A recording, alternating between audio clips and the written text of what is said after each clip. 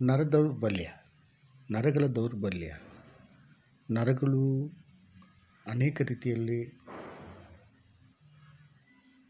ತೊಂದರೆ ಕೊಡೋದು, ಶಕ್ತಿಹೀನತೆ, ಸುಸ್ತು ಇವೆಲ್ಲನೂ ಬರ್ತವೆ. ಕಾರಣ ನಾವು ಸೇವಿಸುವಂತಹ ಆಹಾರ, ನಾವು ಕುಡಿಯುವಂತಹ ನೀರು, ನಮ್ಮ ಸುತ್ತಮುತ್ತಲಿರುವಂಥ ವಾತಾವರಣ ಇತ್ಯಾದಿಗಳಿಂದ ಅನೇಕ ರೀತಿಯ ಕಾಯಿಲೆಗಳು ಉದ್ಭವ ಆಗ್ತವೆ. ಈ ನರದೌರ್ಬಲ್ಯ ಹೆಂಗುಂಟಾಗುತ್ತಂದರೆ, ಈ ಬಜಾರಲ್ಲಿ ಸಿಕ್ಕುವಂಥ ಆಹಾರಗಳು, ಅಜಿನೋಮೋಟ ಅಂದರೆ ಟೇಸ್ಟಿಂಗ್ ಪೌಡ್ರ್ ಹಾಕಿರ್ತಾರೆ, ಅದು ಸೇವನೆಯಿಂದ, ಮತ್ತು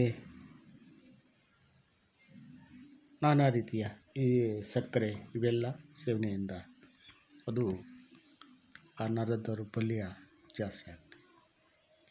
ಈ ನರಗಳು ಚೆನ್ನಾಗಿರಬೇಕಂದ್ರೆ ನಾವು ಅನೇಕ ರೀತಿಯ ಆಸ್ಪತ್ರೆಗೆ ಹೋದಾಗ ಆ ಟಾನಿಕ್ಕು, ಈ ಟಾನಿಕ್ಕು, ಇಂಜೆಕ್ಷನ್ಸು ಮತ್ತೊಂದು ಕೊಟ್ಟು ಇನ್ನೂ ಜಾಸ್ತಿ ನಾವು ಮಾಡ್ಕೊತೀವಿ. ಅದನ್ನು ಬಿಟ್ಟು ಈ ನರದ ದೌರ್ಬಲ್ಯವನ್ನು ಯಾವ ಥರ ನಿವಾರಣೆ ಮಾಡ್ಕೋಬೇಕಂದ್ರೆ, ನಮ್ಮ ಡ್ರಗ್ ಹೌಸ್ ಅಡುಗೆ ಮನೆಗೆ ಹೋಗಿಬಿಟ್ರೆ ಅಲ್ಲಿ ಸಿಗುತ್ತೆ. ಮೊದಲನೇದಾಗಿ ಬೆಲ್ಲ, ಏಲಕ್ಕಿ, ಮೊಗ್ಗು ಮತ್ತು ಚಕ್ಕೆ ಇವನ್ನು ಸ್ವಲ್ಪ ಒಂದು ಪಾತ್ರೆಯಲ್ಲಿ ಹಾಕಿ ದೊಡ್ಡ ಗ್ಲಾಸ್ ನೀರು ಹಾಕಿ ಚೆನ್ನಾಗಿ ಕಾಯಿಸಿ ಕೊನೆಯಲ್ಲಿ ಬೆಲ್ಲ ಹಾಕಿ ಸೇವನೆ ಮಾಡೋದ್ರಿಂದ ಆ ಒಂದು ಸಮಸ್ಯೆ ದೂರವಾಗುತ್ತೆ. ಇಂತಹ ಅದ್ಭುತವಾದ ವಸ್ತುಗಳು ನಮ್ಮ ಮನೆಯಲ್ಲಿ ಇದ್ದುಕೊಂಡು ನಾವು ಬೇರೆಯವರ ಹತ್ರ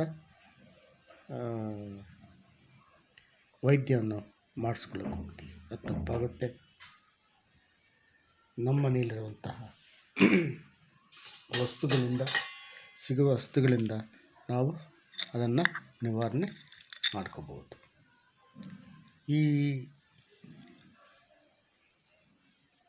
ಈ ವಸ್ತುಗಳಂತಹ ನಮಗೆ ಶಕ್ತಿ ನೀಡುವಂತಹ ವಸ್ತುಗಳು. ಅದನ್ನು ಬಿಟ್ಟು ನಾವೇನು ಮಾಡ್ತಾಯಿದ್ದೀವಿ, ಈ ಆಸ್ಪತ್ರೆ ಪಾಲಾಗ್ತಾಯಿದ್ದೀವಿ. ಈ ಮರಾಠಿ ಮೊಗ್ಗು ಅಂತಾರೆ, ಅದು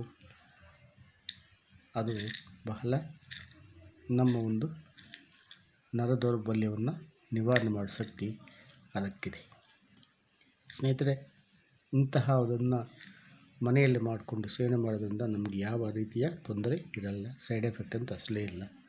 ಆದ್ದರಿಂದ ಪ್ರತಿಯೊಬ್ಬರು ನೋಡಿ, ಲೈಕ್ ಮಾಡಿ, ಶೇರ್ ಮಾಡಿ, ಸಬ್ಸ್ಕ್ರೈಬ್ ಮಾಡಿ. ಎಲ್ರಿಗೂ ಹೋಗಲಿ, ಎಲ್ಲರೂ ನೋಡಿ. ನಮಸ್ಕಾರ ಸ್ನೇಹಿತರೆ.